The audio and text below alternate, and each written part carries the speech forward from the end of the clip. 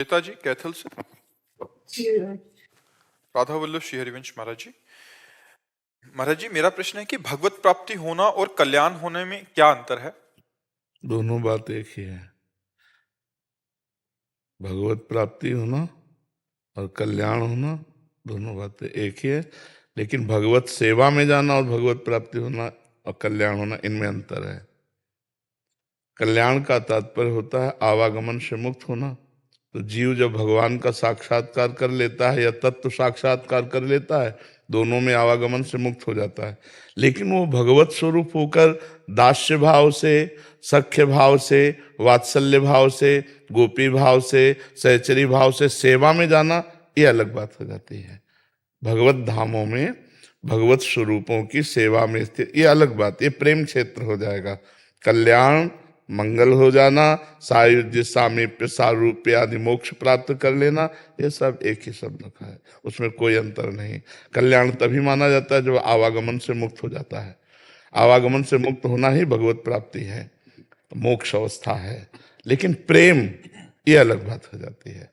भगवत सेवा में जाना, जैसे अपने लोग हैं भावदेह से अपनी स्वामिनी जी की प्रिया प्रीतम की सेवा में जाना, उसमें फिर धर्माद्यर्श चतुष्टयम विजयताम किम तद वृथा वार्तया सैकांतेश्वर भक्ति योग पदवी त्वारूपिता मूर्धनि यो वृंदावन शिवनि कश्चन घनाश्चर्या किशोरी मणिस तत्कंकर रसामृताधि परम चित्ते न मे रोचते। जो हमारे शास्त्रों में 4 पुरुषार्थ वर्णन किए गए हैं, धर्म अर्थ काम मोक्ष, इनसे हमारा कोई संबंध नहीं है। धर्माद्यर्थ चतुष्टयम विजयताम, ये विजय को प्राप्त होते रहे, लेकिन मुझे इससे ईश्वर की एकांतिक भक्ति से भी, बोले तो आप चाहते क्या हैं? बोले यो वृंदावन शिव कश्चन घनाश्चर्या किशोरी मणिस तत्कंकर रसामृताधि परम चित्ते न मे रोचते। जो वृंदावन की सीमा में विराजमान महारानी लाडली जो हैं, अपने प्रीतम के साथ सदैव उनकी परिचर्या मिले, उनकी सेवा मिले। मुझे न धर्म चाहिए, न अर्थ चाहिए, न काम चाहिए, न मोक्ष चाहिए। जैसे भरत जी कह रहे हैं प्रयागराज से, यद्यपि हमारा धर्म नहीं है मांगना, क्योंकि मैं क्षत्रिय कुल में प्रकट हुआ हूं, पर आज मैं मांग रहा हूं। मांगू भीख त्याज निज धर्मू, आरत काह न करे कुकर्मू। मैं आर्त हूं। बोले क्या अर्थ हो, क्या चाहिए आपको?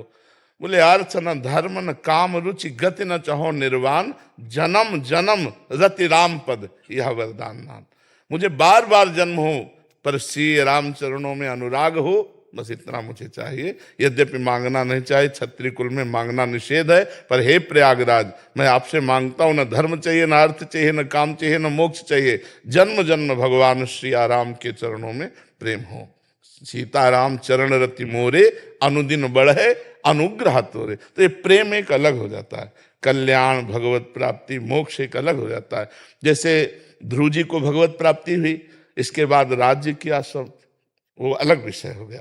विभीषण जी को भगवत प्राप्ति हुई, वो अलग विषय हो गया। लेकिन यहाँ जब भाव देह के द्वारा इसी शरीर में रहते हुए, न स्थूल न सूक्ष्म न कारण, दिव्य चिदानंद भाव देह के द्वारा अपनी प्रियाजू के समीप हर समय उनकी दुलार में मगन रहना। हमें दर्शन का नहीं कि दर्शन हुए और चले गए, नहीं, छिन छिन बिहरत संग, छिन छिन निरखत प्रेम भरी, छिन जस कहत अभंग, यह जो कृपा हरिवंश। प्रतिपल अपनी स्वामिनी जी के नजदीक सेवा भाव में उनको दुलार करते रहते हैं। तो ये एक अलग क्षेत्र हो गया, जो सबसे अलग है, सबसे अलग है। मोक्ष से भी, ज्ञान के द्वारा जो मोक्ष, या योग के द्वारा जो समाधि, भक्ति के द्वारा जो भगवान का साक्षात्कार, उससे भी अलग ये प्रेम लक्षणा विशुद्ध नित्य विहार रस प्रिया प्रीतम का है। तो कल्याण, भगवत प्राप्ति और मोक्ष, ये एक ही बात है। अंकुश अरोड़ा जी श्री गंगानगर से।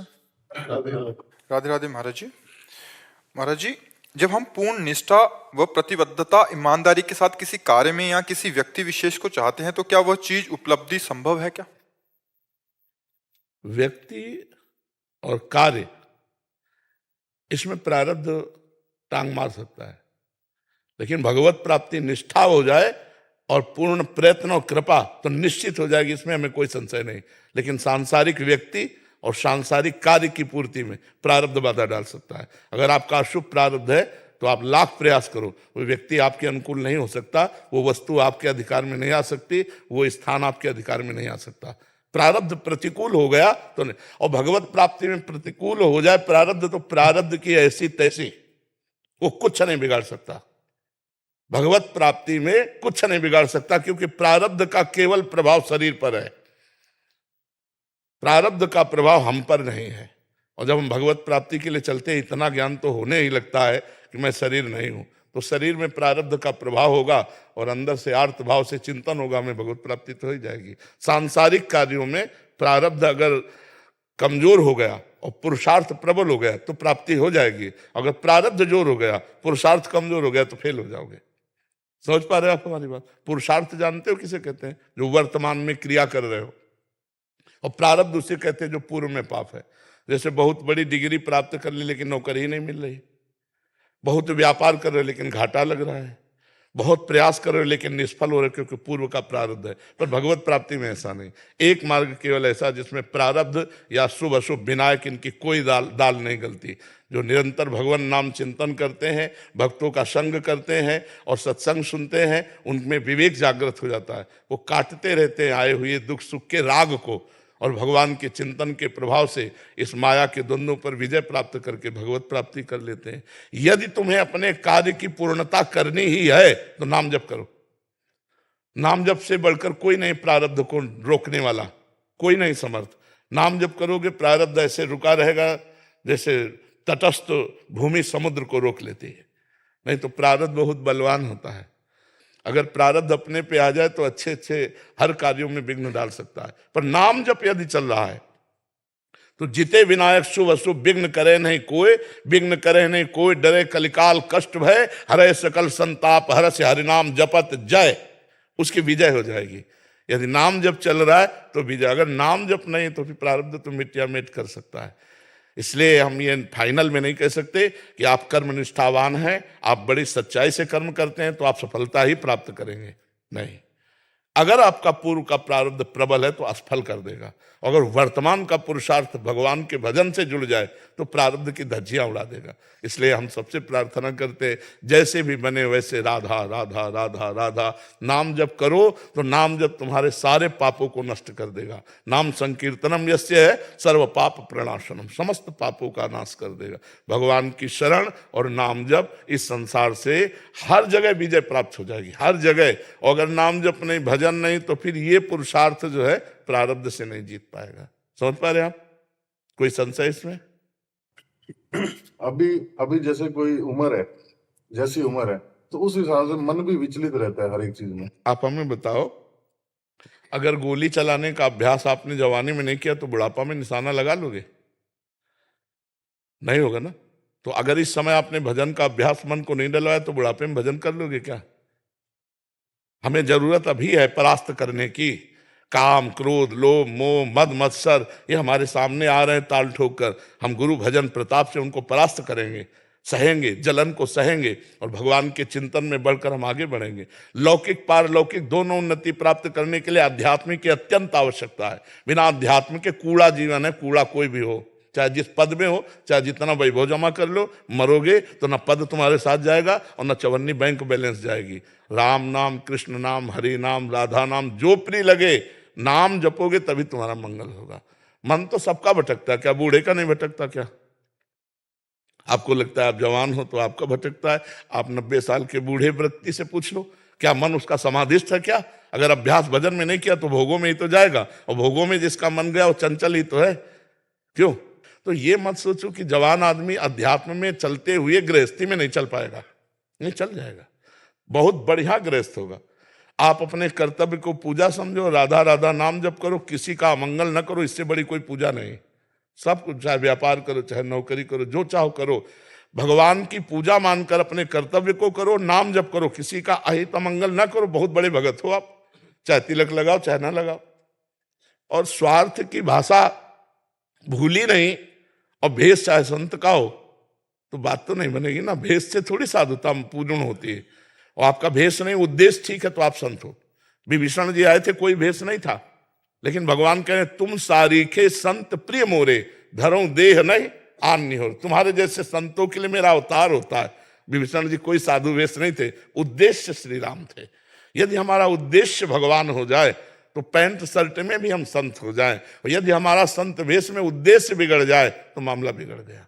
उद्देश्य खास बात है, आप समझ रहे ना हमारी बात। तो ऐसा बहानेबाजी तो कीजिए मत कि हमारा जवान शरीर है और हमारा मन चंचल है, हम कैसे, ऐसा नहीं। इसी समय तो ब्रेक लगाने की आवश्यकता है। इसी समय अगर अभ्यास कर ले गए तो आप महान पुरुष हो जाएंगे। गृहस्थी में होते हुए भाई जी से हनुमान प्रसाद पोद्दार जी महाराज महान संत, और धोती कुर्ता में रहते थे, गृहस्थी में रहते, भजन किया, भगवान का उद्देश्य किया, परमात्मा प्राप्ति हो गई। समझ पा रहे आप? कुशाग्र जी कनाडा से। राधे राधे। राधे राधे महाराज जी। महाराज जी, हम गृहस्थ में रहते हुए क्या वो सब देख सकते हैं जो आप अनुभव करते हैं? क्या हम आपका 1% भी बन सकते हैं? पहली बात कि जिसके हम अंश हैं उसी के आप अंश हैं, स्वीकार करते हैं ना, है? तो गृहस्थी तो हमारे जीने का तरीका है, लेकिन हम हैं किनके? चूक पहले आपने की कि मैं श्री भगवान का हूं, गृहस्थ धर्म का आचरण करता हूं, क्या मैं वैसे ही श्री भगवान का अनुभव कर सकता हूं? तो आपका सही प्रश्न होता। गलत इसलिए हुआ कि पहले आपने भगवान से संबंध ही कोई नहीं माना, आपने सीधे गृहस्थी से संबंध मान लिया, तो कैसे आप अनुभव कर सकते हैं? मैं श्री भगवान का हूं, गृहस्थ धर्म का आचरण करता हूं। अब आप जो बात करेंगे वो करेक्ट होगी, ये हम आपको समझा रहे हैं कि आगे कभी प्रश्न किया जाए तो सबसे पहले श्री भगवान को रखा जाए, क्योंकि आप श्री भगवान के अनुभव की बात कर रहे हैं ना। अगर आप गृहस्थ के किसी विषय की बात करते होते तो बात हो जाती कि मैं गृहस्थ हूं, मेरे लिए ऐसा आचरण क्या उचित है क्या, तो वो बात होती। लेकिन आपने भगवत अनुभव की बात कही तो इसमें सबसे पहले भगवान को लाना चाहिए। अगर आप गृहस्थी को ले आए तो भगवान का संबंध नहीं स्वीकार किया, तो बिना संबंध के कैसे भगवान का अनुभव हो जाएगा आपको? भगवान तो आपके लिए कह रहे हैं, ममैवांशो जीव लोके जीव भूता सनातना, जीव मेरा सनातन अंश है, लेकिन आपने नहीं कहा कि श्री भगवान मेरे हैं, तो इसलिए कैसे अनुभव हो जाएगा? अब पहले स्वीकार करो कि मैं श्री भगवान का हूं, मनुष्य शरीर में मुझे गृहस्थी धर्म मिला है, सेवा है, जैसे हमें विरक्त धर्म सेवा मिला ऐसे आपको गृहस्थ, लेकिन हम हैं दोनों भगवान के अंश, दोनों के 5 भौतिक शरीर एक हैं, दोनों के पास सामग्री बराबर है, पर तुम्हारे कोई है, हमारे कोई नहीं है। अनुभव की तरफ ले जा रहे हैं आपको हम, अगर समझ पाओ। तुम्हारे कोई है और हमारे कोई नहीं है, आपके सिवा, होते हुए भी नहीं है, क्योंकि हमने स्वीकार ही नहीं किया। पूरा परिवार होता है, सबके होता है, लेकिन हमने केवल भगवान को स्वीकार किया, भगवान का अनुभव करने के लिए। अब आपको सबके बीच में रहते हुए केवल भगवान को स्वीकार करना पड़ेगा। अनुभव के वही रास्ते हैं, जननी जनक बंधु सुतदारा, तन धन धाम सुहृद परिवारा, सबकी ममता ताग बटोरी, और मम पद मने बानी बडोरी। भगवान श्री राम जी कह रहे हैं। का प्रश्न भी है कि मुझे हमेशा डर रहता है कि बीवी बच्चों को कुछ हो गया तो मैं जीवन कैसे व्यतीत करूं? तो भगवान का अनुभव कैसे करना चाहते हो? कैसे होगा का अनुभव? जब ये बात हो जाए कि अगर मैं भगवान को भूल गया तो मैं मर जाऊंगा, तद विस्मरणेन परम व्याकुलते थे। अगर कभी ऐसा आकर्षण हुआ और मैं भगवान को भूल गया तो मेरा जीवन ही नष्ट हो जाएगा। अनुभव वाला मार्ग तो कदम नहीं चल रहे हो, और अनुभव पूरा करना चाहते हो तो कैसे अनुभव होगा? सोचो, पत्नी में कौन है? क्या तुम शरीर से केवल प्यार करते हो? विचार करना, करते हो केवल शरीर से, तुम उसको नहीं जानते हो जो अंदर है। जिस दिन अंदर वाला अंतर ध्यान हो जाएगा, शरीर को जलवा दोगे, और प्यार शरीर से करते हो, और अनजाने में प्यार आदर उसका देते हो, परमात्मा का। अगर जानकर प्यार करो, तुम कह रहे और प्यार करो मेरे प्रभु, अंदर से हाथ जोड़ के सामने कहने की बात नहीं, वो अंदर से, मेरे प्रभु, मेरे लिए आप पत्नी रूप धारण करके आए, पुत्र रूप धारण करके आए, माता पिता रूप धारण करके आए, हे करुणामय, आप कितना दुलार करते हो। अंदर रख करके, भाव रख करके करो, इसी से भगवत प्राप्ति हो जाएगी। समर्पण अपने आप का, मैं भगवान का हूं और ये सब भगवत स्वरूप है, और मुझे इनकी सेवा मिली है, खूब मेहनत करके कमाऊंगा, पत्नी पुत्र परिवार की सेवा करूंगा, और इनमें भगवान है ऐसा भाव करूंगा और नाम जप करूंगा, भगवत प्राप्ति हो जाएगी। अब अगर आसक्ति कर ली शरीर से और अंदर वाले तत्व से कोई परिचय नहीं है, तो फिर बार बार जन्म मरण का चक्र भोगना पड़ेगा, फिर तो नहीं हो सकता। भरत जी ने हिरण से आसक्ति की तो हिरण बने, तो बस पत्नी से आसक्ति कर लो, अगले जन्म तुम किसी की पत्नी बन जाओगे, पक्का। इसमें पुरंजनोपाख्यान पढ़ के देखो भागवत में, वो अपनी पत्नी से आसक्त हुआ तो अगला जन्म स्त्री का हुआ, मध्य देश के राजा की राज पत्नी बनी जा करके। पहले पुरंजन नाम का राजा था, फिर वो रानी बन गया जाके। जब वो राजा का युद्ध में शरीर पूरा हुआ तो सती होकर विलाप कर रही थी, तब भगवान ने पीछे से आवाज दिया कि अय दोस्त, तो मुझे नहीं पहचानता, मैं अभिज्ञात नाम का तुम्हारा सखा हूं, न तू स्त्री है न पुरुष, तू मेरा नित्य अंश है, तू भूल गया क्यों विलाप कर रहा है। तो उनको ज्ञान हुआ। तो हम लोग जहां फंसे हैं बस इसको हटाना है, शरीरों में फंसे हैं, अंतर में फंस जाओ तो परमात्मा है, नहीं तो फिर तो जन्म मरण तो पक्का है, इसी में जन्म मरण हो रहा है। समझ में आ रहा है आपको? फिर एक बात समझ लो, परिवार को भगवान का स्वरूप मानकर नाम जप करते हुए खूब मेहनत करो, खूब प्यार करो, हे भगवान ईश्वर। अच्छा, भगवान नहीं होते तो कोई प्यार नहीं करेगा, आप बताओ? जब भगवान अंदर से चले जाते हैं तो शरीर को कौन प्यार करता है? हम कह रहे हैं और प्यार करो, प्यार भगवान का स्वरूप है। प्यार का मतलब केवल इतना समझ ले, सुख देना, सुख लेना प्यार नहीं होता। आज जो प्यार का गंदा प्रयोग किया जाता है वो सुख लेने के लिए, उसे प्यार नहीं कहते, उसे वासना कहते हैं, उसे काम कहते हैं, वो उससे पाप ही होता है। अगर हम आपसे प्यार करते हैं, आप इनसे प्यार करते हैं, तो हम आपसे ज्यादा इनका आदर करेंगे, क्योंकि वो आपकी प्यारी वस्तु है। लेकिन ऐसा कोई बर्दाश्त करेगा? हाँ, ये प्यार बर्दाश्त कर सकता है। मैं आपसे प्यार करता हूं और आप इनसे प्यार करने लगे तो हम इनका विशेष आदर करेंगे, मेरे प्यारे की प्यारी वस्तु है। ये कहाँ है? कभी झगड़ा नहीं होगा पत्नी से जब आप भगवत भाव रखेंगे, और आपसे कड़वा भी बोल रहे तो आप मुस्कुराओगे, नाथ हाँ हाँ काम पूरा कर देंगे, वो भी बात कर देंगे, लेकिन अंदर अंदर आएगा नाथ। ऐसा ऐसा होगा कहीं? ऐसा। और जब अपनी पत्नी में भगवान देखेंगे तो कितना आनंद रहेगा। और जब आप उसे पूजोगे भाव से तो उनमें भगवान है, वो तुम पर आसक्त हो जाएगी, वो तुम्हारे अधीन। आज जो ये नहीं चल रहा, हितधाम में एक आए बोले आशीर्वाद दीजिए, हमारा लव मैरिज हुआ है। तो लव मैरिज का मतलब प्यार का विवाह। 8 महीना बाद आए, जब दर्शन किए तो हमका कहाँ है, हो तो बोले डिवोर्स हो गया। ये इसे लव मैरिज कहते, इसे प्यार कहते यार। मतलब ये तो बिल्कुल गंदी बात है। जिससे हमने प्यार किया और उसको 6 महीना 8 महीना के बाद ये संबंध विकसित हो जाए तो मुझे प्यार नहीं। तो गृहस्थी में माता पिता पुत्र परिवार सबको प्यार दो, खूब और प्यार दो। आप उनसे कुछ लेने की चेष्टा मत करो। जैसे झगड़ा तब होता है, आप मेरी पत्नी हो, तुम्हारा कर्तव्य है कि मैं जो कहूं वो करो, आप अपना कर्तव्य भूल गए, कभी नहीं प्रेम हो सकता। और जब यह है कि मैंने तुम्हें स्वीकार किया है, पाणी ग्रहण किया है, एक बार अगर तुम हमारे प्रति कटु व्यवहार भी करोगे तो मैं तुम्हें प्रेम ही करूंगा, करके देख लो। जब कुत्ते को ऐसे करने लगो तो पूंछ डुलाने लगता है ना। प्रेम की भाषा वो भी जानता है, वेद नहीं पढ़े पर प्रेम की भाषा वो भी जानता है। ऐसे करो ना तो पूंछ डुलाने लगेगा। और जब आप प्रेम पत्नी से करोगे तो हृदय है, हाँ व्यभिचारणी है तो मुझे फिर अविश्वास हो सकता है कि हाँ व्यभिचारणी है तो अविश्वास हो सकता है, नहीं तो फिर वो आपके अधीन हो जाएगी। पुत्र आपके अधीन हो जाएगा जब आप उसमें भगवान को देखोगे। माता पिता आपको आशीर्वाद देंगे जब आप भगवान देखोगे। पर है कठिन? नहीं कठिन है।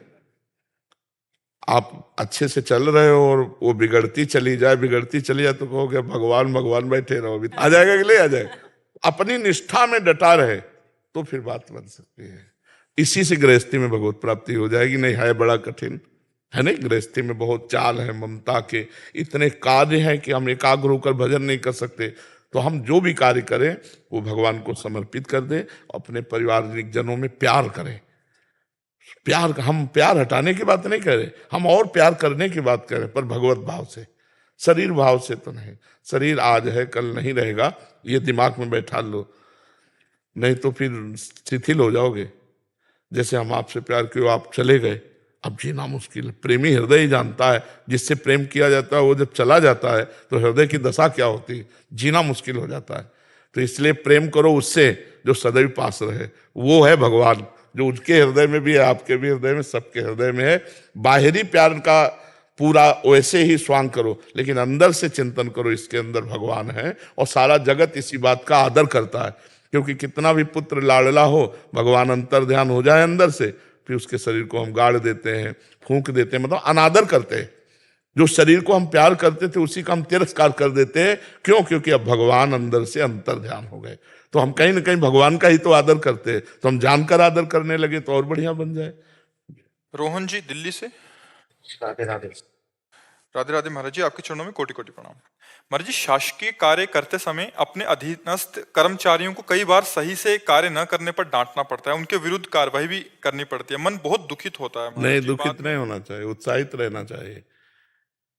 हमें जो सेवा मिली है, हम उस सेवा में प्रमाद थोड़ी बर्दाश्त करेंगे।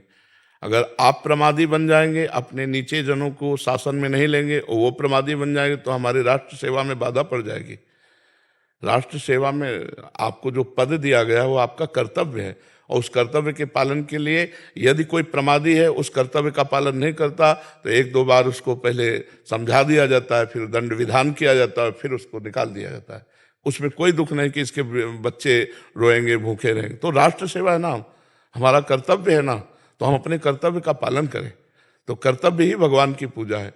कर्तव्य का ही पालन करने के लिए गीता जी में भगवान ने उपदेश किया है। तो कर्तव्य पालन के लिए अगर गला उतारने को अर्जुन को बोल रहे हैं, तो अर्जुन उदास फिर थोड़ा नहीं हुई है, फिर तो युद्ध हुआ पूरी गीता सुनने के बाद।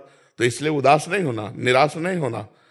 आपको जो सेवा मिली है उस पर बिल्कुल अलर्ट, सावधान होकर के, क्योंकि वो राष्ट्र सेवा किसी भी डिपार्टमेंट की हो, अपने डिपार्टमेंट की सेवा का अधिकार जो आपको मिला है, जिनके द्वारा वो सेवा पूर्ण होनी है, यदि वो सेवा में प्रमाद करते हैं तो आपका डांटना उचित है। कई बार अगर प्रमाद करते हैं तो उनको दंड देना उचित है, और बिल्कुल प्रमादी है तो निकाल देना भी उचित है। क्योंकि राष्ट्र सेवा है, इसमें थोड़ी चलेगा कि हम दया कर लें, इसमें दया नहीं करेंगे। कोई दूसरा आएगा उसकी जगह अधिकार सेवन करेगा, तो इसमें आपको दुखी होने की जरूरत नहीं है। आप अपने कर्तव्य, हाँ, अगर आप किसी से घूस लेकर के फिर किसी निर्दोष को सताएं तो आपको दुखी होने की जरूरत है, क्योंकि वो बहुत आपकी हानि कर देगा। यदि आप राष्ट्र सेवा के निमित्त से प्रमाद स्थिति में किसी को डांटते हैं, फिर कोई बात नहीं। हम प्रलोभन या भय से किसी का तिरस्कार ना करें और अपने कर्तव्य का पालन करें, तो फिर जय हो जाएगी। यत्र योगेश्वरा कृष्णो यत्र पार्थो धनुर्धरा तत्र श्री विजयो भूतिर्धुवा नीतिर्मतिर्मम। जहाँ भगवान को साक्षी करके धर्मपूर्वक चला जाता है, वहाँ यद्यपि ऐसों का साथ कम देते हैं लोग, ऐसों का साथ कम देते हैं, पर ऐसे ही सुखी रह सकते हैं जो धर्म से चलते हैं। अधर्मी 4 दिन के लिए अच्छा लगेगा कि बहुत सब व्यवस्था कर ली, लेकिन वही व्यवस्था उसको फंसा कर नष्ट कर देगी। देख लेना, कोई भी हो।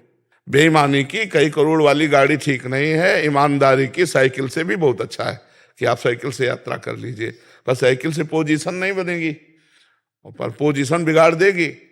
जो माया शक्ति है, अगर अधर्माचरण करोगे तो उसी के हाथ में पूरा पावर है, वही बिगाड़ देगी तुम्हें। देगी ऐसी वस्तुएं जैसे किसी को ऊपर ले जाया जाए दंड देने के लिए, नीचे पटकने के लिए, अब वो उत्साहित होकर मैं तो कई फ्लोर के ऊपर जा रहा है, वो उत्साहित मत हो, ऊपर से पटका जाएगा। ऐसे ही अधर्मी जब बढ़ता है तो खुशी होता है ना कि मेरे सब नहीं, पटका जाएगा, पूरा का पूरा फ्यूज हो जाएगा।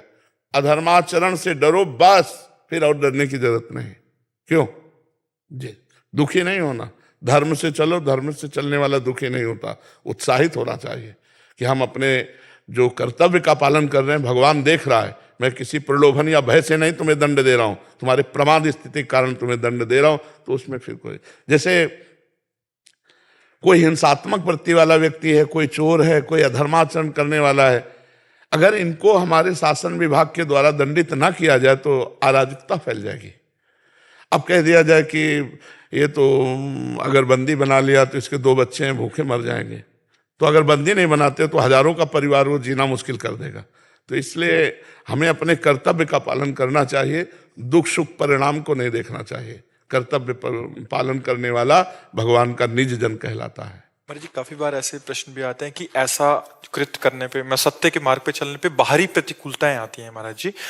अंदर से आनंद तो होगा और बाद में अंततोगत्वा जीत भी उसी की होगी। हाँ। उस समय की प्रतिकूलता को कैसे महाराज जी झेलें? भगवान के आश्रय से, भगवान के आश्रय, मैं अधर्म नहीं कर सकता, चाहे कल मुझे भूखा रहना पड़े, अधर्म नहीं करूंगा। तो कल तुम्हारे पास इतना आ जाएगा कि तुम दूसरों को भूखा नहीं रहने दोगे। थोड़ा धैर्य तो धारण करो।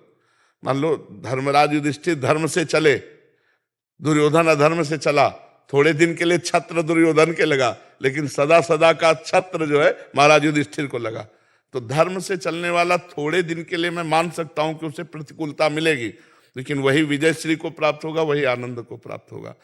तो थोड़े दिन का सुख और बराबर दुख वो अच्छा, कि थोड़े दिन का दुख और बराबर सुख वो अच्छा, थोड़ी देर की जलन और निरंतर शांति वो अच्छा, या थोड़ी देर की शांति जैसा लगा और निरंतर जलन वो अच्छा। तो लोग पसंद करेंगे थोड़ी देर वाला। और जो विवेकी है वो ये नहीं सोचता, वो सोचता है कि मैं कदम जो रखने जा रहा हूं अगर ये गलत है तो मुझे जीवन भर इसका फल भोगना पड़ेगा। नहीं भाई, मैं नहीं करूंगा। यहां मरना तो है ही है ना, आज नहीं तो कल। फिर इसके बाद क्या होगा? अगर पापाचरण अधर्माचरण झूठ बोल करके नाना प्रकार के रुपए पैसे मकान गाड़ी घोड़ा, और जब मरोगे तो लाद के ले जाओगे, तुम्हारा शरीर भी यहीं छूटेगा, और फिर तुम्हारे कर्म जो दंड भोगेंगे फिर। कि अब देख लो ना, बकरे का पैर बांध दिए और ऐसे टांग दिए और नीचे आग लगा दिए, अब वो कितने घंटे में जल के मरेगा। हम ही तुम हैं, कर्म बिगड़ गए तो देखो भोगना पड़ रहा है।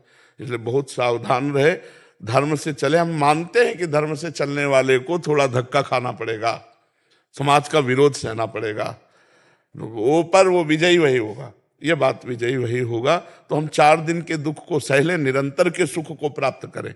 4 दिन के सुख के लिए हम निरंतर का दुख मोल लें, मूर्खता होगी जी। महाराज जी, अभी नए साधक हैं तो नाम जप कर रहे हैं आपकी प्रेरणा से, फिर भी अगर गलत आचरण हो रहे हैं तो महाराज चिंता न करें, चिंता न करें।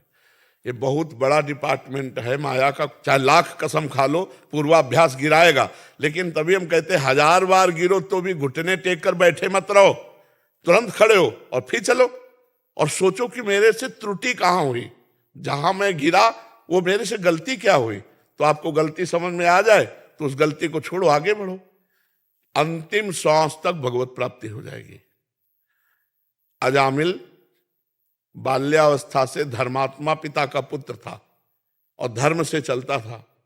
अपने पिता के लिए यज्ञ के लिए लकड़ी समिधा लेने के लिए जंगल गया तो वहां देखा एक पैसा से खरीद करके वैश्या के साथ व्यभिचार कर रहा था। तो बहुत गंदे ढंग से मदिरा आदि पान करके जो पैसे से, वो बार बार कोशिश की कि ना देखूं, लेकिन ये आकर्षण ऐसा है, देखते देखते इतना कामांध हो गया कि लकड़ी फेंक दी। अब वैश्या जब उस पुरुष से, वो तो पैसे की, तो फिर अपने पिता की संपत्ति पूरी दे दी, मतलब पूरा जीवन नरक बना लिया। वैश्या के ही यहां रहने लगा, वैश्या से ही पुत्र उत्पन्न हुए। ये तो कहो, एक बार साधु मंडली आ गई तो उन्होंने कहा अब की जो पुत्र हो तो नारायण नाम रख देना। तो भगवान की कृपा से पुत्र में आसक्ति हो गई और नारायण नारायण इधर आना, नारायण उधर जा, तो अंतिम समय भी उसी पुत्र को पुकार रहा था नारायण, और भगवान की प्राप्ति हो गई। तो ऐसा नहीं है कि ये माया कोई छोटी मोटी हस्ती है कि आज से आप सत्संग सुन लिया माया नहीं आएगी। अरे भैया, ऋषि मुनियों को भी भ्रष्ट करने की सामर्थ्य रखती है, बड़े बड़े, औरों की तो बात जाने दो। इसलिए छोटे छोटे बच्चे अगर ये गिर जाते हैं तो कोई बात नहीं है, फिर आगे चलो, फिर आगे बढ़ो। कल एक छोटे साधक थे, वो कह रहे थे कि पहले प्रोत्साहित होके ये गलतियां स्वाभाविक हो जाती थी, आज पता लग रहा है कि ये गलती है महाराज। हाँ, मतलब इस सत्संग के कल असहनीय हो जाएगी, कल असहनीय हो जाएगी कि हो कैसे गई, जब असहनीय हो जाएगी तो छूट जाएगी। अच्छा, ये भी प्रोसेस है महाराज? हाँ बिल्कुल है, बिल्कुल है। इसके लिए जो चला है वही जान सकता, पढ़ा लिखा नहीं। पढ़ा लिखा तो कहेगा बिल्कुल नहीं होनी चाहिए, नहीं नरक की प्राप्ति होगी। नहीं, तुम अभी क्या जानते हो? अखाड़े में पहले दिन ही धोबिया पछाड़ नहीं मारता, 10वीं बार धोबिया पछाड़ खाता है, तब धोबिया पछाड़ सीखता है कि ऐसे धोबिया पछाड़ लगता है। पहले ही दिन पहलवान नहीं बन जाता, सालों पहले पहलवानों की ठोकर खाता है तब पहलवान बनता है। तो ऐसे ही परमार्थ में चलने पर सैकड़ों बार, अब जैसे अनुभवी संतों से क्यों मिला जाता है? क्योंकि उनका अनुभव है, इसलिए क्यों जानते हैं ये खेल ऐसा है। हजारों बार गिरने हो सकता है, लेकिन गिरना सहज है, उठना कठिन है, और उठाना हमारा कार्य है। और गिरना तुम्हारा कार्य है। हम बार बार उठाते रहेंगे, एक दिन तुम्हें पहुंचा देंगे श्री जी तक। अखाड़ा ना छोड़े बस। बस खास बात है कि लक्ष्मण रेखा ना छोड़े, लक्ष्मण रेखा के अंतर्गत। भैया बहुत बहुत विचित्र है माया खेल। अगर कोई ऐसे कह दे ना तो मिट्टी में मिला हुआ रखा, चाहे जितना बड़ा ऋषि मुनि कोई। नारद जी ने ऐसे कहा कि हम काम भी जाई, तो चरित्र पढ़ के देख ले आप। बहुत विचित्र भगवान की माया है। इसलिए अतिशय प्रबल देव तो माया, छूटे राम करो जब दाया। तो लगा रहा है, करत करत अभ्यास के जड़मत होत सुजान, रस्सी आवत जात ही सिल पर होत निशान। जब पत्थर में निशान बन जाता है, हम बार बार परमार्थ में चलेंगे, तो क्या ये अभ्यास हमारा नहीं बनेगा? जब ये अभ्यास बनेगा तो अभ्यास हम नष्ट कर देंगे, क्योंकि वो असत है, उसकी सत्ता नहीं है, और ये सत है, इसकी सत्ता है। ना सतो विद्यते भाव, ना भाव विद्यते सत्ता। इसलिए साधक को प्रोत्साहन देना चाहिए, एक को खिलाफ रहना चाहिए, एक को खिलाफ रहना चाहिए। मतलब जैसे पूरा डिपार्टमेंट है, तो तुम लोगों को चाहिए कि प्रोत्साहन दो, और हमें चाहिए कि खिलाफ रहे। अब वो डर रहा है, अब गलती हो गई, अब अरे बड़े कृपालु हैं, हम लोग प्रार्थना करेंगे, पर नियम लो कि आगे से गलती नहीं होगी। ऐसे चला जाता है, क्योंकि हमें पता है संसार से आया हुआ साधक इकट्ठे सिद्ध थोड़ी हो जाएगा, उससे गलतियां होंगी। उन गलतियों का अनुभव ही वो आगे चलकर महात्मा बनेगा। तो इसलिए गिरने वाला ही उठ करके चल सकता है। जैसे अब हम लोग मान लो किसी को दंड भी देते हैं, तो बाहर से कड़वा व्यवहार करेंगे और अंदर से प्रभु से प्रार्थना करेंगे कि इसकी बुद्धि को सद्बुद्धि दो। इसके प्रभु कैसा भी जीव है, आपकी शरण में आया है, अगर आप इसे ठुकरा दोगे तो फिर जगह कहाँ रह जाएगी। अच्छे अच्छे को तो सब रखते हैं, बुरों को संभालो, तब तो आप महान हो। जो कहते हैं आप लोगों का तो बाबा दंडित करना आशीर्वाद है गृहस्थी के लिए, जो सुना है। तो आप लोग हाँ, पर ये गाने से कुछ कहेंगे तो हम लोगों का उद्धार है, गृहस्थी का उद्धार है, और ये पक्का है। हाँ, इसमें तो पक्का है, क्योंकि उसके पाप नष्ट होंगे और उसका जीवन उत्थान को जाएगा। इसमें क्या होता है, संतों की एक दृष्टि होती है, चाहे वो प्यार से देखे या चाहे क्रोध से देखे। मुनिन का क्रोधो मुक्ति दातार। अगर ऋषि मुनि नाराज हो जाए तो फिर उसके पापों का नाश हो जाता है, ये पक्का हो जाता है। क्योंकि जैसे देखो, ये नलकूबर मणिग्रीव देव गंगा आकाश गंगा में ये नंगे नहा रहे थे और शराब पिए हुए थे और अप्सराएं थी। जेही देवर्षि, भागवत में लिखा, जेही देवर्षि नारद आए तो अप्सराएं तो डर कर कपड़े पहन लिए और प्रणाम करके साइड हो गए। और वो कुबेर के पुत्र, धनाध्यक्ष कुबेर के पुत्र, त्रिभुवनपति कुबेर के पुत्र, और वो घमंड में, नारद जी ने कहा तुम देवता होकर और गंगा में निर्वस्त्र और मदिरा पान किए हुए, तुम्हारे को अब ठीक करना पड़ेगा। जाओ मैं श्राप देता हूं, वृक्ष योनि को प्राप्त हो। नारद जी का श्राप। अब उनका नशा उतरा, जब वृक्ष योनि की बात सुनी तो चरणों में आके गिरे, महाराज कृपा कर दो, हम लोगों से तो गलती होती रहेगी, यदि आप महात्मा लोग हम पर कृपा न करेंगे तो हमारी दुर्गति हो जाएगी। तो उनका जाओ, श्राप तो दिया, वृक्ष बनोगे पक्का, पर नंद बाबा के दरवाजे के बनोगे यमलार्जुन रूप में, तो भगवान श्री कृष्ण के द्वारा तुम्हारा उद्धार होगा। तो जब मैया ने एक दिन देखा कि लाला बड़ा उपद्रव कर रहा है, सब माट फोड़ दिए, माखन फैला दिया, तो कहा आज इसको बांधेंगी। तो उखल में बांध दिया। भगवान उसी उखल को घसीटते हुए गए और यमलार्जुन के बीच में फंसाया और उखाड़ा। सो यमलार्जुन से दिव्य देव पुरुष प्रकट हो गए, ये नलकूबर मणिग्रीव। तो भगवान का साक्षात्कार हुआ। उस समय कह रहे हैं देव ऋषि नारद जी का श्राप आज हमारे लिए वरदान बन गया, क्योंकि जिन भगवान का दर्शन बड़े बड़े ऋषि मुनियों के लिए दुर्लभ है, वो भगवान का दर्शन और स्पर्श और संभाषण प्राप्त हुआ। तो ऋषि मुनियों का क्रोध भी परम मंगलदायक होता है। जी। राजेश कुमार शर्मा जी, पंजाब जालंधर से। जय जय श्री राम। महाराज जी, आपके चरणों में कोटि कोटि प्रणाम। महाराज जी, क्या आध्यात्मिक साक्षात्कार तभी होता है जब मन दुनिया के सभी विषय वस्तु से हट जाता है, या फिर दुनियादारी के साथ भी हम आध्यात्मिक साक्षात्कार कर सकते हैं? कृपया इस पर प्रकाश करें महाराज जी। दुनियादारी को अध्यात्म में बदलना पड़ेगा। हमारी दृष्टि यदि दुनियादारी की है तो कभी अध्यात्म का साक्षात्कार नहीं हो सकता। दुनियादारी को अध्यात्म दृष्टि से देखना होगा। यहाँ न दुनिया है न कोई दारी है, केवल परब्रह्म परमात्मा अपने आप से अपने आप में खेल रहा है, अध्यात्म दृष्टि है। सर्वम खलमिदम ब्रह्म ने नानास्ति किंचन। केवल एकमात्र परमात्मा ही। हम अपने आप को भूल गए हैं, हम भी वही स्वरूप हैं, पर हम देह भाव को प्राप्त होकर अपने को पुरुष मान रहे, अपने को स्त्री मान रहे, गुण भाव से अपने को अच्छा मान रहे, दोष भाव से बुरा मान रहे हैं। ना कोई अच्छा है, ना कोई बुरा है, ना कोई उत्तम है, ना कोई अधम है।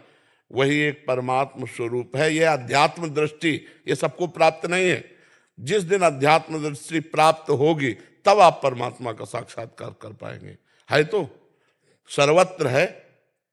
जैसे दूध में सर्वत्र घी है, पूड़ी पका दो नहीं पकेगी, और है उसमें घी। अब प्रक्रिया है उसकी, अब उसको दही जमाओ, मंथन करो, मक्खन निकालो, फिर देखो घी निकल आया। दूध में ही घी है, पर आप पूड़ी नहीं पका सकते, और प्रक्रिया से निकालो तो आप पका सकते हो। ऐसे ही सब में परमात्मा है, पर आप देख नहीं सकते। साधना करो, साधना रूपी प्रक्रिया करो तो आपको अध्यात्म दृष्टि प्राप्त होगी। तो जैसे दूध के बूंद बूंद में घी है, ऐसे ही कण कण में परमात्मा है। मेहंदी का पेड़ देखा है आपने? मेहंदी के पत्ते में, मेहंदी के पेड़ में कहीं लालिमा नहीं है, और उसकी प्रक्रिया है मेहंदी को पीसो, पीस के हाथ में लगाओ, आधा घंटा बाद देखो तो जिस आकार में आपने रखा था वो सब लाल हो जाएगा। ऐसे ही सब में परमात्मा है, पर बिना साधना के परमात्मा तत्व का अनुभव नहीं होता। अब दुनियादारी में फंसे रहोगे तो परमात्मा तत्व का अनुभव किस मन से करोगे? तो फिर बोले क्या हम बाबा जी बन जाएं? तो क्या बाबा जी बनने से भगवत प्राप्ति हो जाएगी क्या? दृष्टि बदलनी है। जैसे कई बार हम बहुत सरल भाषा में कहते हैं, अपनी पत्नी है, उसमें भगवान है कि नहीं है हमें बता दो। भगवान है ना, तो क्या भगवान मान के प्रेम करते हो या पत्नी मान के प्रेम करते हो? अंदर से देखो। हमारा पति पत्नी का रोल है, पर पावर भगवान है क्या? ऐसा कभी चिंतन करते हो कि मेरी पत्नी में भगवान है, इस रूप में मेरे लाड़िले प्रभु आकर हमें प्यार कर रहे हैं। पुत्र में भगवान है, माता पिता में भगवान है, समाज में भगवान है, नौकर में भगवान है, मालिक में भगवान है। ये आध्यात्मिक दृष्टि। व्यवहार हमको वही करना है। हम पुत्र के पैर नहीं छुएंगे, आशीर्वाद देंगे, उसे प्यार करेंगे, पर भाव यही रहेगा कि मेरे भगवान इस रूपों में है। बिना भाव के भगवत प्राप्ति नहीं होती। भाव का भूखा हूं मैं, और भाव ही एक सार है, और भाव से मुझको भजे तो भाव से बेड़ा पार है। भाव बिन सुनी पुकारे मैं कभी सुनता नहीं, भाव पूरित टेर ही करती मुझे लाचार है। भाव, सब में भगवत भाव, कितना आनंद में जीवन हो जाए। सोचो, हम अपनी पत्नी को भगवान के समान प्यार करें, हम अपने पुत्र को भगवान के समान प्यार करें, हम अपने माता पिता को भगवान के समान, और जिससे मिले सबसे भगवत भाव, कहीं लड़ाई नहीं, कहीं झगड़ा नहीं, कहीं मलिनता नहीं, अभी आनंद आ जाए। तो दुनियादारी वाली दृष्टि से भगवत प्राप्ति नहीं होगी, पर इसी दुनिया से भगवत प्राप्ति हो जाएगी। इसी को भगवत भाव में लाना है। समझ पा रहे आप? तो अभी कोई सिद्ध थोड़ी हो गए हो, नहीं। सिद्ध पुरुष में कुछ नहीं होता। तो नाम जप करो और सब में भगवत भाव करके सेवा करो। बेईमानी मत करो, पराई स्त्री से बेविचार मत करो, मांस मछली मत खाओ, शराब मत पियो। अभी आप देवत्व में आने लगोगे, अभी आप अनुभव करोगे। और ये थोड़ी बारी जो कमियां है, गुस्सा, देखो, एक गुस्सा का नाटक किया जाता है और एक गुस्सा आती है। गुस्सा नहीं आना चाहिए, गुस्सा का नाटक करना चाहिए। जैसे मान लो पुत्र है, अब वो पढ़ाई नहीं कर रहा, वो दंडता कर रहा है, तो हमें गुस्सा का नाटक करना है और उसको डांटना है। लेकिन अंदर से हम गुस्सा नहीं, बाहर से गुस्सा। नाटक कैसे किया जाता है? पूरा वैसे किया जाता है, लेकिन वो अंदर से नहीं होता। तो हमें चाहिए कि हमें जो रोल मिला है, मान लो पत्नी को हम कह रहे हैं भगवान के समय, लेकिन अगर कोई गलती हो जाती है तो हम उसको डांट भी सकते हैं, क्योंकि हमारा अधिकार है। तुमसे कोई गलती हो जाती है तो वो भी तुमको डांट सकती है, क्योंकि बराबर मित्रवत है, नहीं, बराबर सम, बराबर हाथ में पानी ग्रहण किया गया। तो आपसे गलती हो, आपको भी क्षमा मांगना चाहिए। गलती हो गई तो प्रेम बना रहे। आज देखो, हमारे आध्यात्मिक का प्रयोग नहीं है घर में, तो आप देखो कलह, अशांति, दुनिया का प्रपंच भर रहा है कि नहीं। एक दूसरे के भाई भाई को मार रहा है, माता पिता का अपमान हो रहा है, पति पत्नी में विश्वास खो गया है। आज एक गृहस्थी नहीं रह गई, सब अपनी मनमानी रह गई। क्यों? अध्यात्म उठ गया बीच से। भगवत भाव उठ गया तो देख लो कैसा नीरस परिवार हो गया। इतनी जगह के लिए भाई भाई को मारे डाल रहा है। इतना पुत्र स्वार्थी हो गया कि जब माता पिता बूढ़े हो गए तो उनकी सेवा करना बंद कर दिया, उनको घर से निकाल दिया या अनाथ आश्रय भेजा। जब तू पैदा हुआ था तो अनाथ आश्रय भेजा थे तेरे माता पिता, अपनी गोद में शौच करवाया, इतना बड़ा किया, अब उनकी सेवा का अवसर आया तो अनाथ आश्रम में भेज रहे हो। ये क्या हो गया? भाव बिगड़ गया। भाव बिगड़ गया तो सब बिगड़ गया। तो इसलिए दुनियादारी के भाव से तो परमात्मा प्राप्ति नहीं होगी, लेकिन इसी संसार में परमात्मा भाव करके हम भगवत प्राप्ति कर सकते हैं।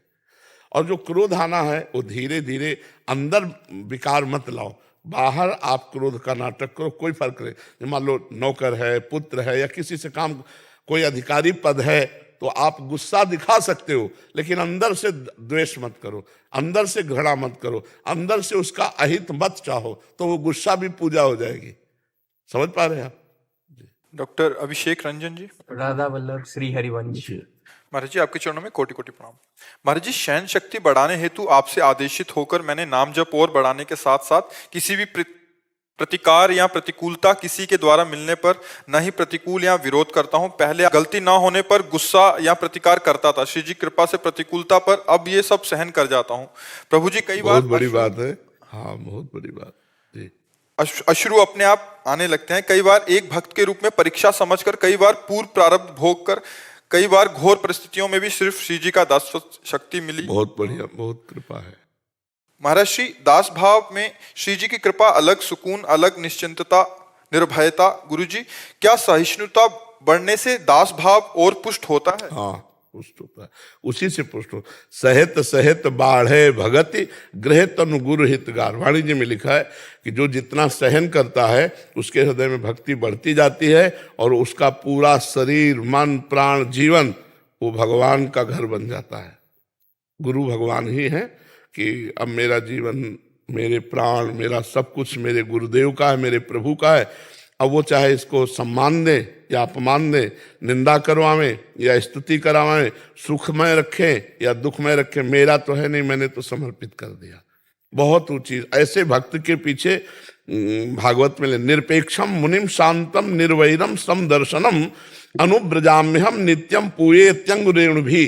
भगवान स्वयं कह रहे हैं जो निरपेक्ष है, किसी की अपेक्षा नहीं रखते कि आप हमें प्यार करो कि ना करो, आप हमें, कोई अपेक्षा नहीं। निरपेक्षम, किसी से कोई अपेक्षा नहीं। जब अपेक्षा नहीं तो परेशानी नहीं। अपेक्षा दुख देती है और निरपेक्षता महासुख में है। तो पहला शब्द है निरपेक्षम। जितना संसार परेशान है, अपेक्षा में परेशान है। पत्नी से अपेक्षा ऐसी, पुत्र से अपेक्षा ऐसी, परिवार से अपेक्षा, नौकरों से अपेक्षा, समाज से अपेक्षा। वो समाज की अपेक्षा कहे तो नहीं बनता, वो समाज से अपेक्षा चाहता है तो उसको परेशानी ही परेशानी मिलती है। अपेक्षा मतलब परेशानी और निरपेक्षता मतलब आनंद। आप हमारे साथ क्या व्यवहार करते हो मुझे कोई मतलब नहीं, कि मैंने अपेक्षा ही नहीं की आपसे। निरपेक्षम और मुनिम, मुनिम माने हर समय मननशील, हर समय नाम जप कर रहा है। कोई व्यवहार कर रहा है तो मनन कर रहा है। इसने गाली दी तो क्यों, आखिरकार भगवान इसके अंदर है, ये हमें गाली क्यों देता, मैंने इसको तो कोई परेशान नहीं दिया। जब ये हमें गाली दे रहा है इसका मतलब भगवान गाली सुनाना चाहते तो मुझे सुनना चाहिए। मननशील है ना, वो तुरंत मनन शुरू कर दिया और विवेक के द्वारा उसने काट दिया। संसारी आदमी द्वेष, अब वो झगड़ा हो गया, अब वो अशांति हो। और विवेकवान, जब मैंने कोई अपराध नहीं किया वो गाली दे, इसका मतलब भगवान का विधान है और भगवान का विधान मैंने तो इच्छा की नहीं थी, भगवान की इच्छा ये है तो मैं सहूंगा और आनंद से सहूंगा और वो सह जाएगा। और सह जाएगा तो अध्यात्म की भूमिका बढ़ गई। मननशील, शांतम, निरपेक्षम, मुनिम, शांतम। शांतम मतलब किसी भी परिस्थिति में विचलित ना होना। उसको लोग पागल समझने लगेंगे, उसे लोग पागल समझने लगते हैं, कमजोर समझने लगते हैं, काम नहीं करता, नहीं, इतने में तो उलझन हो जाती। पर वो शांत महापुरुष बनने जा रहा है। निरपेक्षम, मुनिम, शांतम। अगला है निर्वैरम। जैसे ये तुम्हें गाली दिए और कल मिले तो आप राधेश्याम, यार आदमी क्या है, कल तो हमने गाली दिया था फिर भी आज हमको नमन कर रहा है। निरपेक्षम, मुनिम, शांतम, निर्वैरम। जो तुमसे नहीं बोलता, जो तुमसे वैर करता है, जो तुम्हारा अमंगल करता है, उससे वेष है। अब वो क्या अपेक्षा नहीं है ना, अब वो क्या कहता है उससे कोई मतलब नहीं। इसका फल क्या होगा कि भगवान कह रहे मैं उसके पीछे घूमता हूं कि उसकी चरण रज मेरे ऊपर पड़ जाए। भगवान निरपेक्षम मुनिम शांतम निर्वैरम समदर्शनम अनुब्रजाम्यहम नित्यम पूये तंगुरेण भी। शांत और ऐसे पुरुष का अगर कोई अपमान कर दे तो देर नहीं लगेगा, उसको दंड मिल जाएगा। भागवतिक दंड देर नहीं लगे। ये घटना है, नाव में बड़ी बड़ी नावें चलती थी पहले नदियों में से, अब तो पुल बन गए। पहले पार होने का ये उपाय होता था, एक रस्सी बंधी होती थी इस पार से उस पार तक, और ऐसे खींचकर नाव से ले जाते थे, और जहां ज्यादा गहरा होता था वहां उसका प्रयोग करते थे।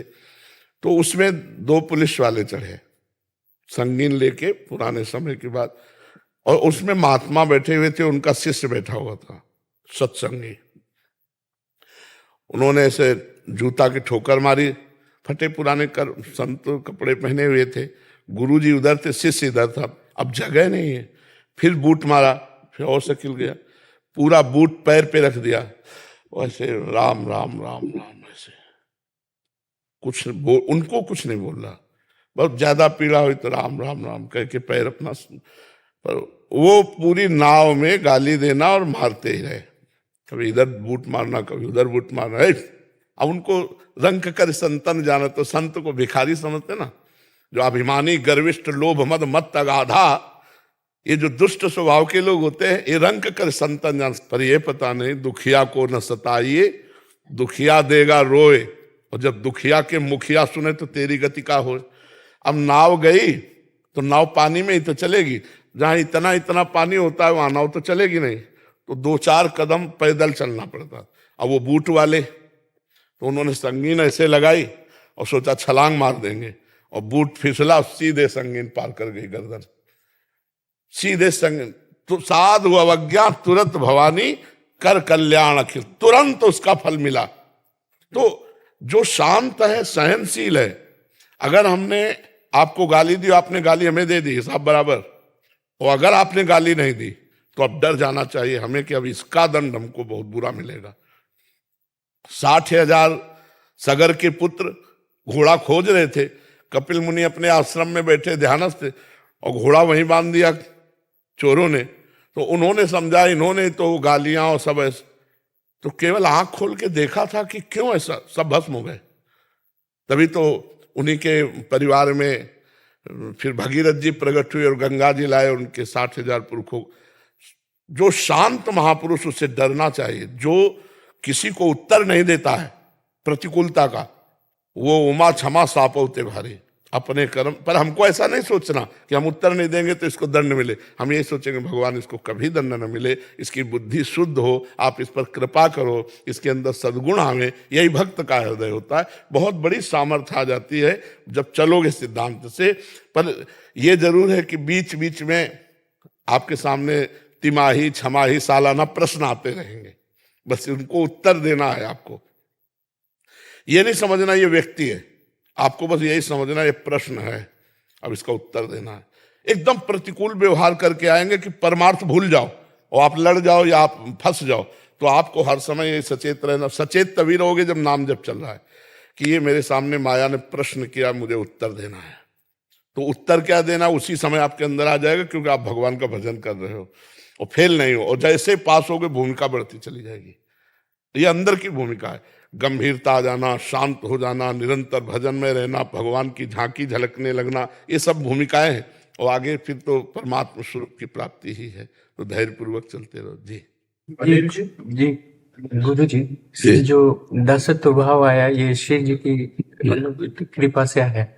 सर गुरु जी, जो मेरे अंदर एक भाव था कि क्या दासत्व भाव बढ़ाने से, पूर्ण समर्पण करने से भी सहन शक्ति बढ़ सकती है? क्योंकि सहन शक्ति जो मूल आधार है, अगर दासत्व भाव बढ़े तो भी सहन शक्ति बढ़ सकती है। जैसे एक सिक्के के दोनों पूरक हैं।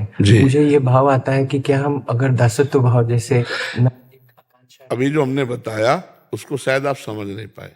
ये दासत्व भाव का ही पुष्टता का था कि मेरी इच्छा थी नहीं, और सामने से कोई क्रिया प्रक्रिया प्रतिकूलता आई तो मेरे स्वामी ने भेजी ना, तो स्वामी ने भेजी तो मुझे जोई जोई प्यारो करे सोई मोहि भावे। सहनशीलता से दासता और दासता से सहनशीलता, दोनों एक, जैसे आपने कहा ना एक सिक्के के पूरक है। तो हम तभी तो सह पाएंगे जब हम ये मानेंगे मेरे भगवान का विधान, नहीं सह कैसे पाएंगे? फिर तो हम प्रतिकूलता समझ लेंगे, और प्रतिकूलता समझ लिया तो फिर हमको असहनीयता हो जाएगी, असहनशीलता आ ही जाएगी प्रतिकूलता समझ। और जब हम भगवान का विधान समझेंगे तो प्रतिकूलता नहीं आएगी। और भगवान का विधान तभी हम मान सकते हैं जब उनके दासत्व के भाव में रहेंगे। बिल्कुल ठीक है। जिस कार्य की अपेक्षा हम छोड़ देते हैं, हाँ वो कार्य हमेशा अच्छे के लिए बन जाता अच्छा, हाँ बिल्कुल है। बिल्कुल जिस ठीक कार्य बात। पर ज्यादा चिंता परेशान होते रहते हैं, हाँ। वो कार्य ही कहीं ना कहीं बिगड़ जाता है। हाँ बिल्कुल ठीक तो बात अब है, जब भी कुछ भी टास्क आता है, पर साथ में नाम चलना चाहिए। हम चलता है। हाँ ठीक है, ये बढ़िया बात है। राधा रानी से अपेक्षा कर सकते हैं किस बात की? किसी भी अगर चिंतन भजन ज्यादा बढ़ाने के लिए हाँ ये तो मांगेंगे, उनसे नहीं मांगेंगे तो और किससे मांगेंगे ये? जी। और अपने जो राधा रानी है उनसे हर अपेक्षा हाँ बिल्कुल करना ही चाहिए, अपेक्षा हम सब करते हैं, क्योंकि उन्हीं के बल से हम आगे बढ़ते हैं, उन्हीं से हम अपनी जो मांगे होती है, चाहे लौकिक हो चाहे पारलौकिक हो, उन्हीं के सामने रखते हैं कि अगर आपको पसंद आए तो ये पूर्ण कर दो, नहीं इसे नष्ट कर दो, हमारे अंदर कामना ही नष्ट कर दो। अपने इष्ट से, अपने गुरुदेव से तो अपेक्षा रखते ही हैं, संसार से आशा एक राम जी से दूजी आशा छोड़ दे। आप आशा एक राम जी से, अपेक्षा तो उनसे करेंगे ही। योगेश जी गाजियाबाद। राधे महाराज जी, आपके एक प्रवचन में ये सुनने को मिला कि इस युग में केवल नाम जप ही भगवत प्राप्ति का मार्ग है, परंतु महाराज जी मैं ध्यान करता हूँ और उसमें कुछ गहरे अनुभव भी प्राप्त हुए हैं, तो क्या नाम जप ही भगवत प्राप्ति एकमात्र उपाय है? हम जो अपने अनुभव की बात कह रहे हैं, प्रकृति से परे तो ध्यान तुम पहुंचा ही नहीं सकते हो, और जितने अनुभव सब प्रकृति के अंतर्गत अनुभव, इनको हम कुछ मानते नहीं। ध्यान का विषय परमात्मा होता है, और प्रकृति का विस्मरण हो जाना ध्यान का प्रथम लक्षण होता है। और आपके जितने अनुभव सब प्रकृति जन्य है। अभी पूछा नहीं है, हम कोई मतलब सिद्धि या चमत्कार नहीं दिखाई दे रहे, लेकिन आपके आंख के दर्शन से बता रहे हैं। परमात्म तत्व के अनुभव का ध्यान वाला विषय नहीं है। जितना अनुभव होगा प्रकृति का, आप अब अनुभव बताओ मैं। जहाँ आशा विचार और इच्छा का बिल्कुल अनुभव ना हो, ऐसी स्थिति प्राप्त कई बार ध्यान में होती है। एक बार प्राप्त होने के बाद कभी स्थिति बदलती नहीं है। वहाँ टिक नहीं पाते महाराज जी। प्रकृति में हो, हम कह क्या रहे हैं, हमारा कोई आपको नीचा दिखाना उद्देश्य थोड़ी है, हमारा उद्देश्य है ऊंचा उठाना, क्योंकि आप हमारे अतिथि हैं, हमारे यहाँ आए हैं, तो आप हमारे भगवान हैं। इसलिए पहली दृष्टि आपसे आंख मिलाकर आपको जो बोला उसको कागज में लिख लो। जितने अनुभव हैं वो प्रकृति के अंतर्गत है, यहाँ से लेकर ब्रह्मलोक तक प्रकृति ही है। आ ब्रह्म स्तंभ पर्यंतम सर्वम मायामयम जगत सत्यम सत्यम पुनः सत्यम हरेर नामयु केवलम हरेर नामयु हरेर नामयु हरेर नामयु केवलम नास्तेव नास्तेव नास्तेव गति अन्यथा। ये श्री कृष्ण द्वैपायन भगवान व्यासदेव जी लिख रहे हैं। अब हम कहें तो तुम ध्यान करो जैसा, फिर हमें बताना। आप ऐसे लिखो रा, बंद करो आंख, वहीं टिक जाओ, वहीं टिक जाओ, फिर हमें बताना तुम्हें क्या अनुभव हो रहा है। अभी प्रकृति राज्य में हो, अभी परमात्मा राज्य में प्रवेश नहीं किया। तो जो हम कहते हैं कि बिना नाम के बात नहीं बनेगी, तो समय बर्बाद मत करो, सत्य मान लो। जब आप इसका स्वाद लोगे तो आपको खुद लगेगा। गांव के लड़का जब गुड़ का स्वाद लेते ना, और सीरा बनता है तो नाचते हैं, और हमें लगता है अगर रबड़ी चटा दी जाए तो गुड़ उनको हे लगने लगेगा ना, लगेगा ना। और जब तक रबड़ी नहीं मिलेगी तो गुड़ अच्छा लगेगा। हाँ, तो ऐसे ही परमात्मा आनंद की जो, तो भाई फिर समझ में आ जाएगा।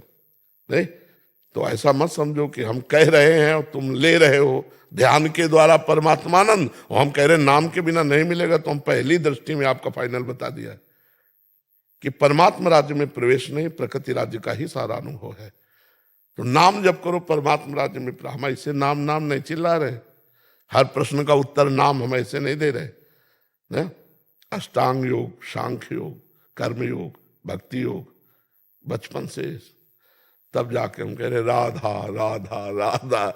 मतलब आज आप, हम इसलिए नहीं कह रहे, आज आप जो सौभाग्य है जो बैठे हो और सुन रहे हो, ठाकुर जी सुनाना चाहते हैं। सही बात। कल्याण भी हो रहा है महाराज जी से। बहुत सारे आप भगवान करवाना चाहते हैं, बच्चा इसलिए हो रहा है। महाराज जी आपके कारण पूरा भारत देश छोड़ो पूरा विश्व के युवा सुधर गए। हम जैसे लोग जो लाइन पे नहीं थे एक समय, आज हमारी स्थिति ऐसी कि हमारे लिए श्री जी, रघुनाथ जी, श्री हनुमान जी महाराज सब कुछ है। हम मतलब हमको अब संसार, जो आपके प्रवचन हम सुनते ना, अब हमको संसार से कोई लेना देना नहीं है। अब हमको सिर्फ भगवान से मतलब है। और हनुमान जी महाराज कह रहे कि राधा रानी किसी दिन सपने में आके हमको ये बोलते कि तुम मेरो है लाला, बस और कुछ नहीं चाहिए। महाराज जी क्रांति ला दी आपने, क्रांति ला दी आपकी वजह से सब।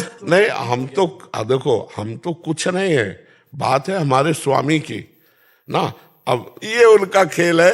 नहीं तो अभी चारों वेदों के सब ब्राह्मण लोग, आपके पहले चारों वेदों के ब्राह्मण लोग गए अलग अलग वेदों का सुना करके, और हम कक्षा 9 पढ़े हैं बच्चा, ना हम शास्त्री पढ़े, ना व्याकरण पढ़े, ना हाँ कड़े हैं। जो पढ़ाई उसमें शास्त्रों में है ना, वो कढ़ाई हुई गंगा के किनारे बड़े बड़े ब्रह्म ऋषियों से और शास्त्र। तो ये अंतिम रील चल रही फिल्म की, अंतिम रील चल रही। जिसको जो लाभ दिलवाना है वो दिलवा के, ये काम उनका है। तभी हम कभी कभी कह देते कि धोखे में न रहो कि बाबा जी बोल रहा है, बात पकड़ लो तो तुम्हारा कल्याण हो जाएगा। करोड़ों लोग कह रहे हैं जी हमारी उम्र आपको लग जाए, करोड़ों लोग। तभी हम जी रहे, नहीं तो कब चले गए होते। भारत को आपकी बहुत जरूरत है महाराज जी, हम जैसों को आपकी बहुत जरूरत है, बहुत। हमारे सबका आशीर्वाद लग रहा है, इसीलिए चल रहा है, और सबका मंगल होगा, ये बात समझ लो। क्योंकि यहाँ से जो कुछ श्री जी दे रही है, वो जिसके कान में जाएगा उसका जीवन परिवर्तन होगा, उसका मंगल होगा। क्योंकि इसीलिए बुलवा रहे हैं श्री जी, इस फेल गाड़ी से इसीलिए बुलवा रहे हैं। हाँ, तो इसमें केवल भगवान की प्रभुता है। करें करावें आप सब और जने बढ़ाई दे। जीवन भगवान को अर्पित रहा तो ऐसी सर्दी में कोई रजाई से हटना चाहेगा? इतने बच्चे, माई, बूढ़े सब ऐसी सर्दी में, और केवल इतने के लिए हम ऐसे निकल गए कि ये भगवान की केवल बात है। नहीं, क्या देखने आते हैं बताओ? देखने क्या आते हैं? रोड में पूरी रात जग के, अब यहीं के वृंदावन के थोड़ी खड़े रहते, बाहर से भी लोग आते हैं। हाँ, तो उनका भाव देख करके हमें लगता है कि ये सब भगवान कृपा कर रहे हैं हमारे ऊपर। माता पिता भाई बंधु सबका प्यार ठुकरा के भगवान के मार्ग में चले, तो भगवान इतने रूपों में हमें प्यार कर रहे हैं।